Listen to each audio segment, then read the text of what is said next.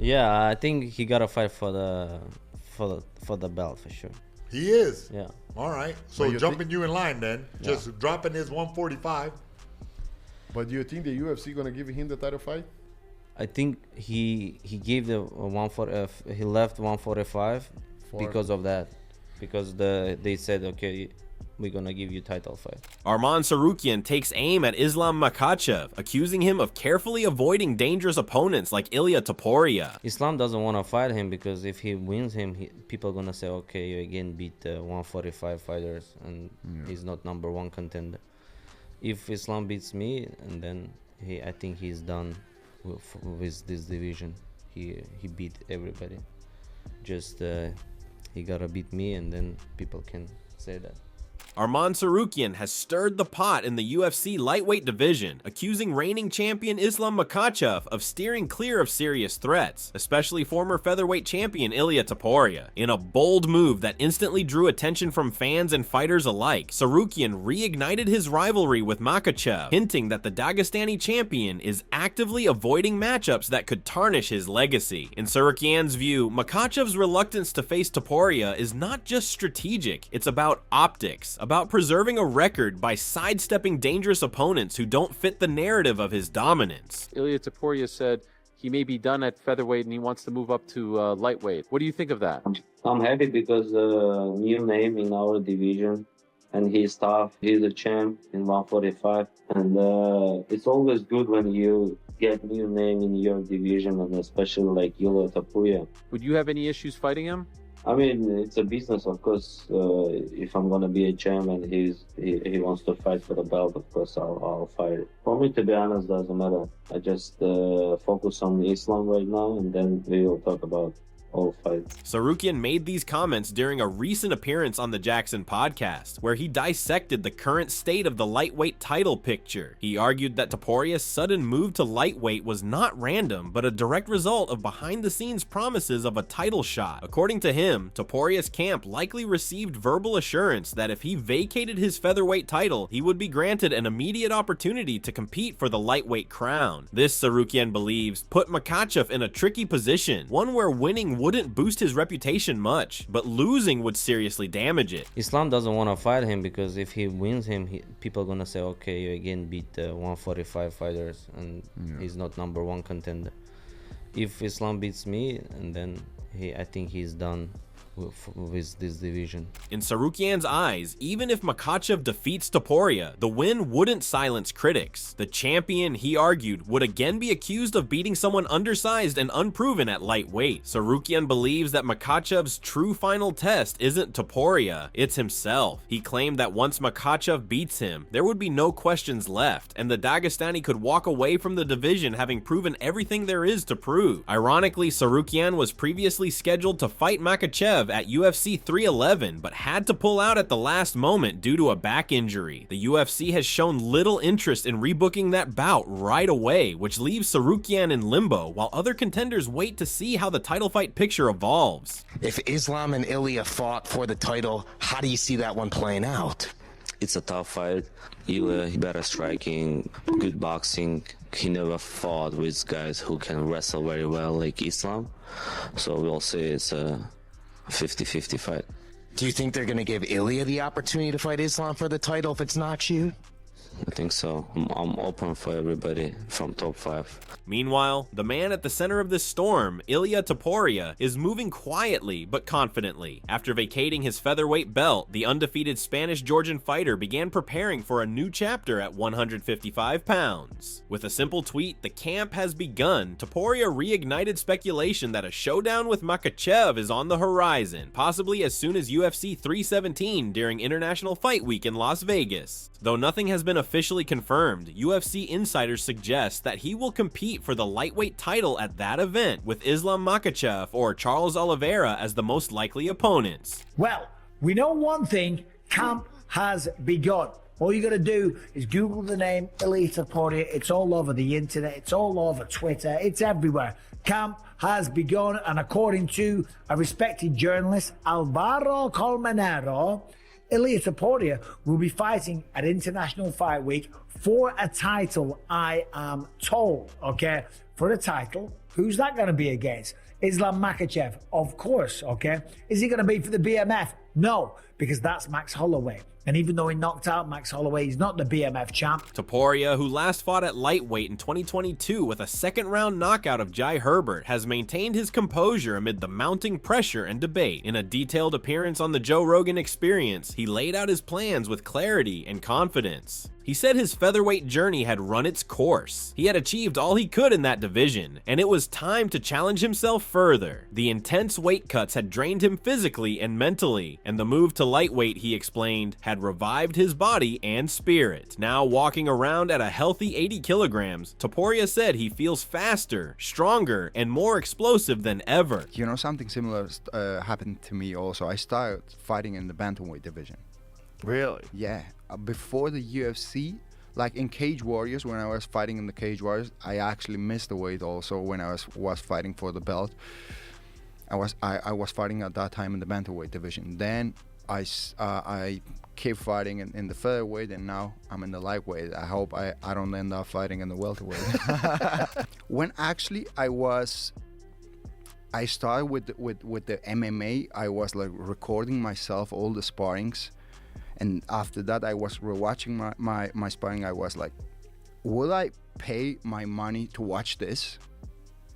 What do I have to change in my game to be more entertained? And this is how I was like looking myself all the time. I was very critical with myself.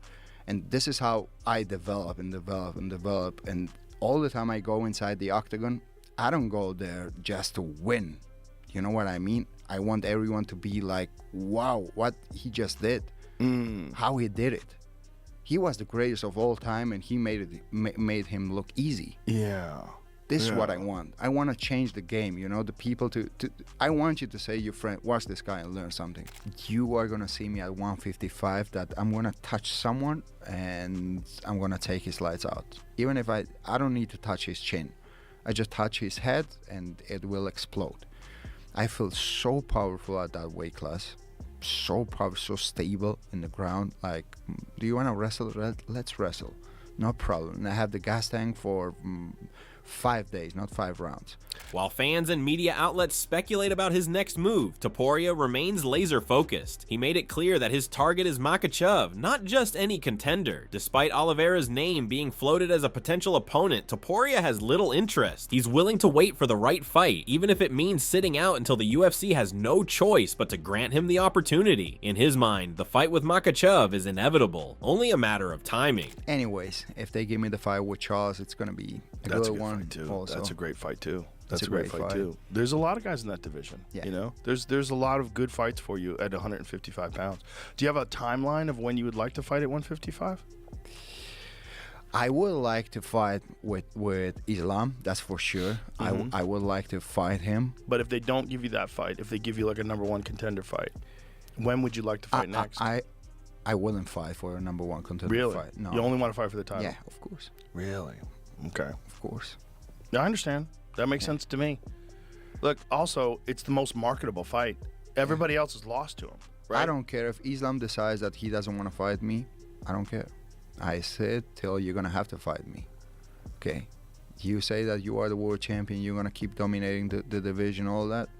I'm here. You can't keep avoiding me all the time. So you would just sit on the sidelines rather than fight someone else? I don't think that they're going to do that. Others in the division have expressed skepticism about Topuria's sudden rise to title contention. Mateusz Gamrot, a top 10 lightweight, doesn't see Topuria as a real threat to Makhachev. His main concern is size. According to Gamrot, Makhachev is one of the biggest lightweights on the roster, while Topuria is transitioning from a lower division. Gamrot thinks that physicality alone could be a decisive factor and believes that to challenge Makhachev, a fighter needs to be built like him. He doesn't dismiss Topuria's skills, but simply doubts that they'll be enough against someone so dominant across all areas of the fight game.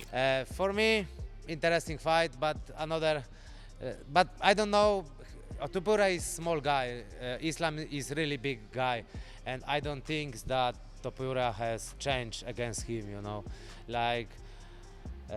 If you wanna fight with Islam, you have to be like big guy, like similar like him, because he's good everywhere.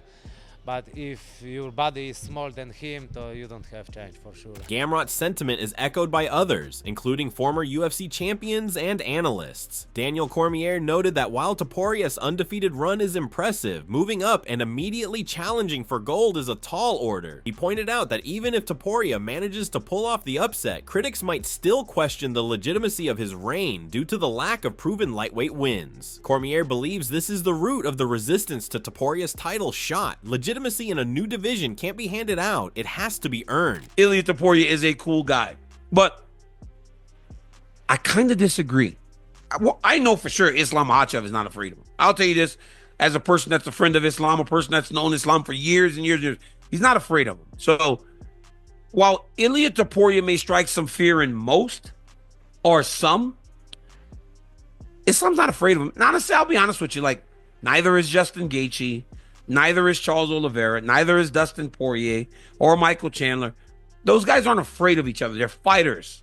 And when you're a fighter, fear is kind of the last thing that crosses your mind in regards to another fighter, especially if all you have to do is fight them. Belal Muhammad added another layer to the conversation by suggesting that fans are simply eager to see Makhachev dethroned, which fuels the hype around Topuria. While Muhammad respects Topuria's talent, he feels a win over someone like Oliveira or Poirier would cement his status. Until then, he sees the calls for an immediate title shot as a bit premature. What are your thoughts on Ilia coming up and how lightweight looks with Islam kind of teasing or maybe moving up at some point? Everybody's calling for Ilia. Then you look at the comments and all of them are like, well, he's only fought in featherweights. And then he goes out there and he beats Ilia. And he's also scared of Ilia, according to those same people. Exactly, right? And then he's going to go out there and he's like, oh, well, we told you that Ilia was too small. And Ilia could always go back down and say, oh, well, yeah, you know, it wasn't good enough for me. But for Islam, for him to keep building his legacy, people are going to, they want to just see them lose, right? They want to see that team lose. And then you saw it with like Umar. It was such a good fight, such a close fight, but everybody's acting like he got killed because they just want to see that team lose.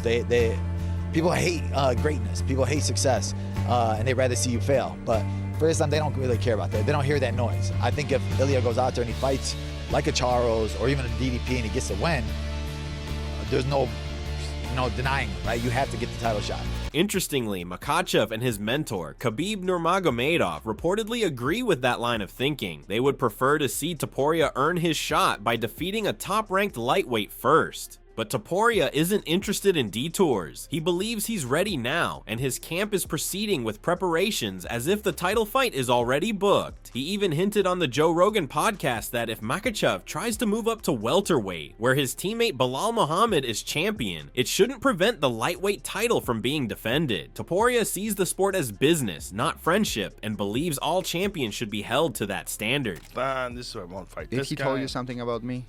Maybe a little bit. If he did, I can't tell you. I did ask who you're going to fight, and they said we're working on things. But he was actually specifically talking about what happens if Belal wins. You know, because Islam and Belal, they've been talking about Islam fighting Belal. That's going to happen. I would like that to happen if Belal wins, but that's an if. Jack Della Maddalena is a bad motherfucker. He's good, man. Yeah. That guy's good. Even if he wins, they're going to make that fight happen against Islam. You think so? Yeah. I think Khabib doesn't like that idea. Yeah. Yeah. That's how I feel. But it's not just that. I mean, Jaina's always putting out a million fires. I mean, think about it. They have 500 fighters in the roster, at least. And, you know, there's all these things that are happening. And, like the Arman Tsarukyan thing. Like, his back hurts the day of the fight. He's got to pull out. Like, this is fucking crazy. This is, you know what I mean? Like, imagine that. You have this whole promotion based around this elite fighter who fought Islam in his first fight, short notice. They go to a very close decision, a very close fight. Arman's gotten a lot better. Islam's gotten a lot better. Then they're going to fight again. And then the day of, he hurts his back. Throughout his conversation with Rogan, Topuria didn't just speak about his goals. He showcased the mindset of a fighter who's evolved. He said that moving up in weight has given him more than physical power. It's made him smarter and more tactical, and he now believes his precision and timing are so dangerous that he only needs to touch an opponent once to end the fight. This confidence is not cocky, he insists. It's earned through years of dedication and transformation. Yeah. But if you will be in the Dana's place, who would be my next opponent? Islam. 100%. 100%. I wish they I tried to did tell him fight. that this weekend. That would be a great fight. Yeah, that's the fight to make. Because you have a world champion versus a world champion. Like, if anybody deserves a fight for the world title in the next weight class, it's you. It's simple. It's simple. You knocked out Max Holloway. I mean, it's simple. You knocked out Alexander Volkanovski, one of the greatest of all time. It's simple. That's a no-brainer. That's the fight. You know, he doesn't want to fight 45 anymore. He wants to fight 55. World title shot. I mean, nobody would argue with that. That would be a huge fight. Everybody would get excited about it. Yeah. Joe Rogan, long a supporter of both fighters, seemed excited about the potential matchup. He believes a bout between Makhachev and Topuria would not only be competitive, but could also be one of the biggest fights in recent UFC history. For Topuria, it's more than a title. It's a shot at making history by becoming a 2-division champion and joining the elite ranks of fighters who've reached that pinnacle. Yep. And I proved that I deserve that shot. As you said, I knock out two of the all-time greats. Two of the all-time greats. To the greats, Volk, who was like dominating everyone in 145 division, and Max Holloway. Great fighters, both of them. Especially after Max Holloway's victory over Justin Gaethje, which is like the greatest victory of his career. Yeah, to knock him out after that. And no one did it. Yeah, I agree. I mean, I'd say world title fight, but I don't get to make the rules. And the last fight he had was in 155, right, against Justin Gaethje, who also fought for the title. While the potential clash between Topuria and Makhachev is what everyone's talking about, Topuria also briefly acknowledged another possible future opponent, Conor McGregor. Though not his main focus, he admitted that talks have taken place behind the scenes, and he wouldn't turn down the opportunity if it materializes. A fight between the two would be massive in terms of fan interest and revenue, but Topuria remains grounded, viewing it more as entertainment than a defining career moment. I think Conor's promotion. I think it's Conor's promotion, that BKFD. Actually, do you think he's going to come back, Conor? If I had a bet? No. Yeah. No, I don't Why? think he comes back. Because he hasn't come back yet. And he could have. You know, if he really wanted to, he would have been back in the gym, had a fight scheduled, drug tested, clean, training, gone through a camp, had a fight. Like, he had a broken toe before the first fight with Chandler. I understand that. Okay. Why should you fight on a broken toe, especially a guy who moves a lot like Conor? He relies on movement so much. Yeah, I get it. So heal that toe up. What's that? That's 2 months. Broken toe's 2 months. Yeah. And so then you're back in camp. And then you reschedule a fight, and then you fight again. But he didn't. And also partying, constant partying, all these legal problems that he has, you know, scooting around on yachts and, you know, driving around a Lamborghini. He's wealthy. He's done. Maybe. I mean, what's really sad is if he comes back when he's like 39 or 40 and his body just doesn't have it anymore. Yeah. I know that you want a world title fight at 155, but would you make an exception for a Conor McGregor fight at 155? But right now? Right now. No.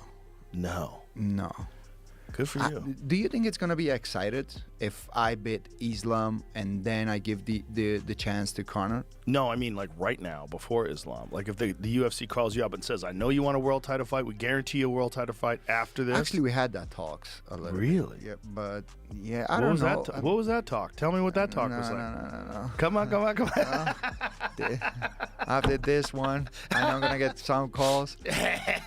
You know how the UFC is. They are like very specific. Yes. Don't say anything. Right. To no one. Well, no one's listening. You can tell everybody. Yeah. Only a couple of million of people is listening. Yeah. No one's gonna notice. It'll slip right by. So, if they offer me a fight against Conor right now, we'll see. Why not? Why not? I wouldn't say no. Just for the numbers. You get a cut of that pay-per-view and it hits 2 million buys. Yeah. Whoa. Why not? As the dust settles around these ongoing narratives, one thing is clear. The UFC lightweight division is reaching a boiling point. Makhachev stands at the top, with challengers circling. Tsarukyan claims to be the final obstacle in the champion's journey to total domination. Topuria believes he's the one destined to disrupt the legacy. And behind them, fighters like Gamrot, Muhammad, and Oliveira continue to weigh their options. He also suffered a lot with the weight cuts. That's a big damage for your body. That's also one of the reasons why I changed the weight class, because I realized that my health is the most important thing in my life. You can have everything in this life, but if you are not healthy, you don't have anything. Yeah, when you're cutting that much water out of your body, you're essentially getting to death's door. You're getting to death's door 24 hours before you fight. But you at a world championship level, which is crazy. You sometimes feel that you're really gonna die. I wasn't able to sleep in 48 hours at all because I was so dehydrated.